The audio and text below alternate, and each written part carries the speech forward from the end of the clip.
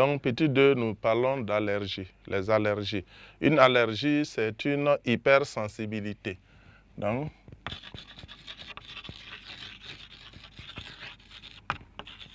on parle d'hypersensibilité.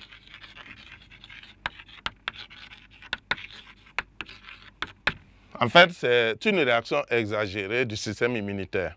Je ne sais pas, et c'est comme un militaire qui est là avec sa Kalachnikov, et il y a un lapin dans un buisson, et puis il se met à arroser. Après, il se rend compte que c'est un lapin, il n'est pas dangereux, mais vous voyez que la réaction a été souvent exagérée. Donc, l'organisme aussi souvent a des réactions exagérées. Vous voyez, quelqu'un qui est là, une bonne dame qui a mangé son poisson, quelques minutes après, le visage se met à s'enfler. Voilà. Il y a des éléments dans le poisson que les systèmes immunitaires ont identifiés comme étant des antigènes. Voilà, des éléments que le système immunitaire a pensé que c'est des éléments dangereux pour lui. Et il se met donc à le combattre de façon exagérée. Donc, les substances qui déclenchent l'allergie sont des allergènes.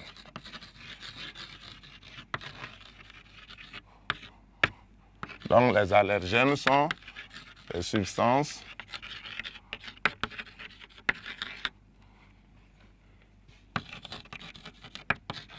qui déclenchent l'allergie.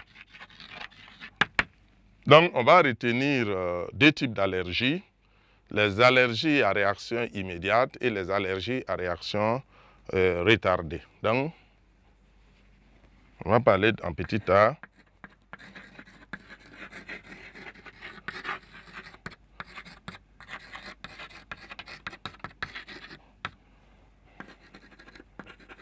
Les allergies à réaction immédiate.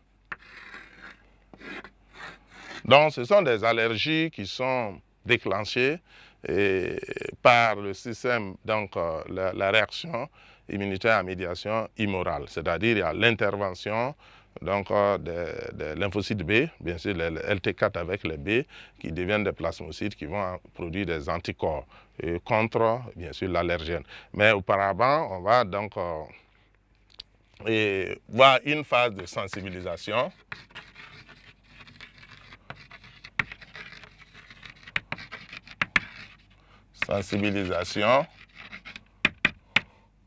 Et on a une phase effectrice, si vous voulez, une phase allergique.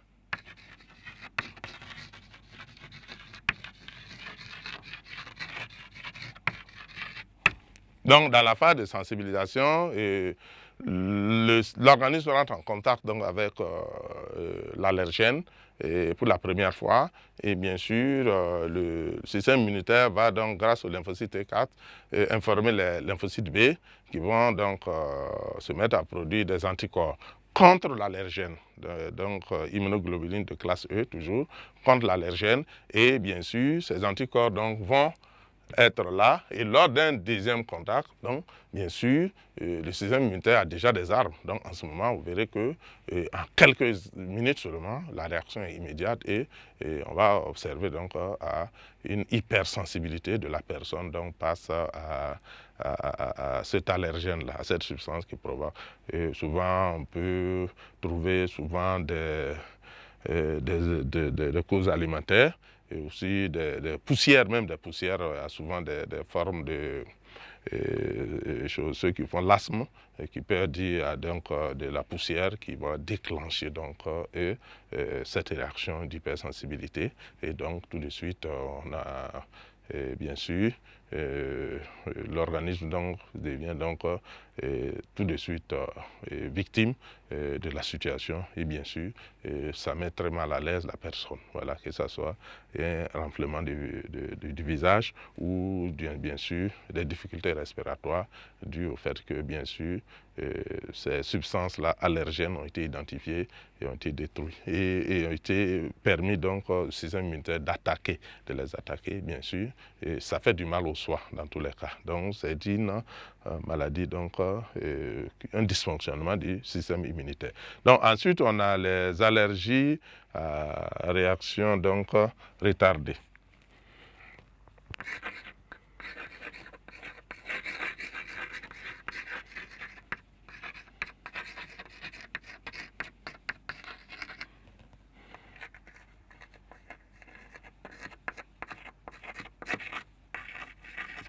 Donc, à réaction retardée, là, vous avez surtout la réponse immunitaire ou la réaction immunitaire à médiation cellulaire. Bien sûr, en ce moment, il s'agit donc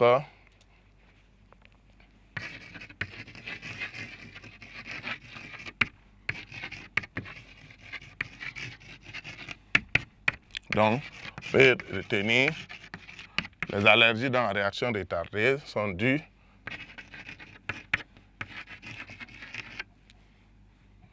donc à une réponse immunitaire, on va le dire comme ça,